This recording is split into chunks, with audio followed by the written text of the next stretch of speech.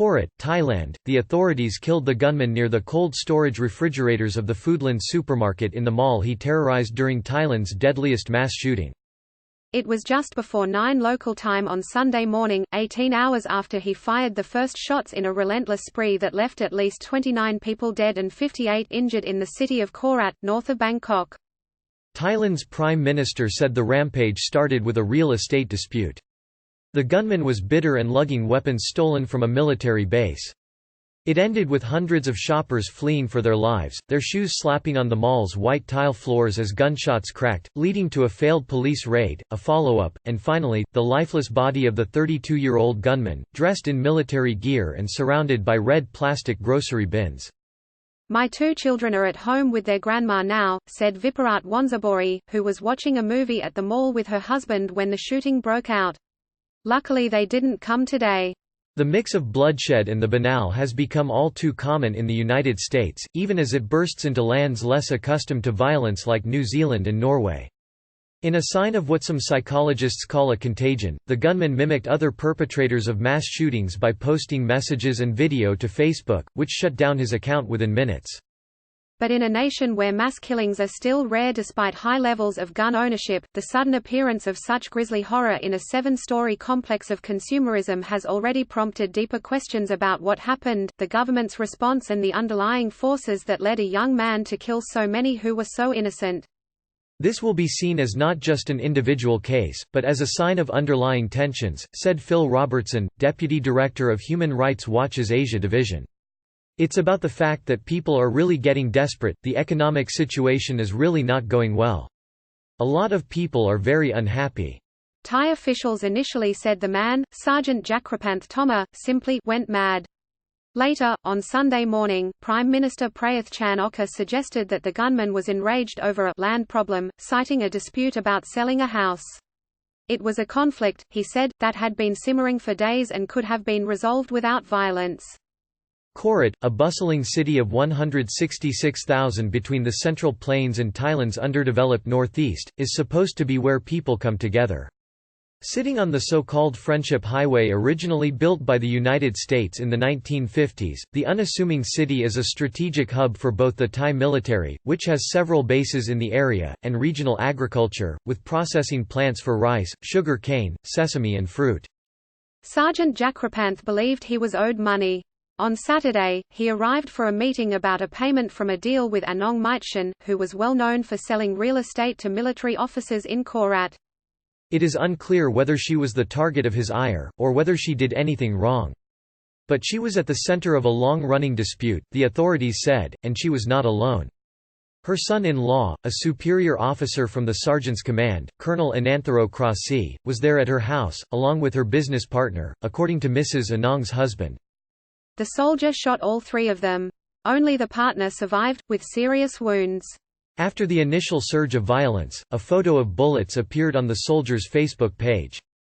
"Nobody can escape death," he wrote. "Rich from cheating and taking advantage of people. Do they think they can take money to spend in hell?" Sergeant Jakrapanth fled, speeding toward a military base where the authorities said he shot and killed a 3rd person before stealing a military Humvee and an arsenal of weapons. Firing out the window, he reached the parking lot of the Terminal 21 shopping center sometime after 3 p.m., around the time the police received their first call about the shooting at Mrs. Anong's house. The mall, a tower of exuberance, with floors dedicated to different parts of the world, from the Caribbean to London, Paris and Hollywood, pulsed with the rhythm of a busy Saturday. Movie theaters were filled. Families, couples, teenagers were all oblivious, crammed into cell phone stores, Toys R Us and the food court. Then, they heard gunshots. Video taken outside showed people diving for cover as bullets carried across the area. Several people were killed outside the mall, some while walking, others in cars. It wasn't clear to everyone what was going on. Kul Kamethong, 53, a cleaner, said she was on a break around 5 p.m. when she first heard people had been shot. Looking out the windows of the 4th-floor food court, she saw a body next to motorcycle, another by a car. She started running. Then she heard more gunfire. The sound, 1, 2, 3, then a dozen in rapid succession, also heard in at least one video from the scene, suggested heavy firepower and more than one gun. Mike Picard, the research director for gunpolicy.org, which tracks firearm use around the world, said the images and sounds captured by people at the scene pointed to at least 6 weapons, 1 or 2 handguns, including the shooter's personal firearm, 3 HK-33 assault rifles and 2 larger M60 machine guns. The gunman, he said, also appears to have been carrying about 1,000 rounds of ammunition. Local news media reported Sergeant Jakrapanth was a specialist in long-range sniper fire. Ms. Viparat, 39, and her husband, Somwang Kwangchathale, 39, were sitting in a movie theater on the 5th floor of the mall when the lights came on and an emergency announcement came over the loudspeaker around 5:30 p.m. Initially, they stayed in the theater. Then the mall's staff moved them to an office with a locked door. They huddled together there, 100 of them all together, until around 10 p.m., when the message from the authorities landed. They were about to be evacuated. They told us they're going to turn the lights off, said Mr. Somawang. Stay low and do not make any loud noises. When they reached the basement, the gunman heard them. He started shooting. All of the people who gathered at the parking lot started screaming and running for their lives, said Ms. Viparat. Rescuers helped us out. Police, rescuers, military, different officers. By that time, the authorities had launched into full operation mode. Shortly after 8 p.m., the police declared the gunman a most wanted person and urged the public to call in tips, presenting a photo that showed him looking bored, with indifferent eyes. They also started moving large numbers of people out. They urged evacuees to raise their hands and identify themselves. They were wary that the gunman was hiding in the crowd. Outside, dozens of orange-clad emergency workers set up triage areas, helping victims and the rescued. Relatives and friends of those believed to be trapped in the mall anxiously awaited word of their fate.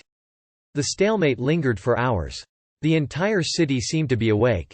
At 3 a.m., the authorities staged what appeared to be an attempt to capture or kill the gunman. A barrage of gunfire pounded and ricocheted, but the authorities had to retreat. An officer had been hit. He later died. One official said he was the last one killed, shy of the gunman.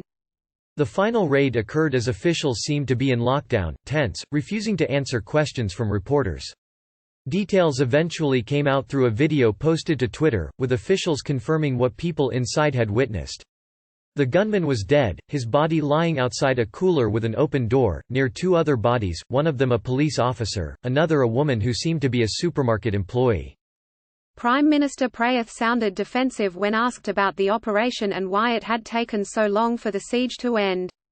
"Don't you guys understand when there are civilians in the mall?" he said. Without evidence, he suggested that the gunman had been troubled for a long time. "We have to look at mental health," he added. "I was an army chief before. And we have to acknowledge if they have problems." But for those who experienced the attack, his mental health mattered far less than the lives of his victims. In the elevator at the Maharaj Hospital, a young woman sobbed as she spoke on the phone about a relative on life support. On Sunday evening, hundreds gathered near the mall for a vigil, lining up to write tributes to the dead and to express support for peace and the living, a ritual as familiar, sadly, as the mass shootings. "The society nowadays has turned into this," said Thuseni Wit Chart Orndakul, 53, a university lecturer, who came to the vigil on Sunday night, shedding tears after a night without sleep. "It's devastating. My heart can't handle it." Muktita Suhartono reported from KORAT, Thailand, and Damien Cave from Sydney, Australia. Rinja Renawat contributed reporting from Bangkok, and Richard C. Paddock from Denpasar, Indonesia.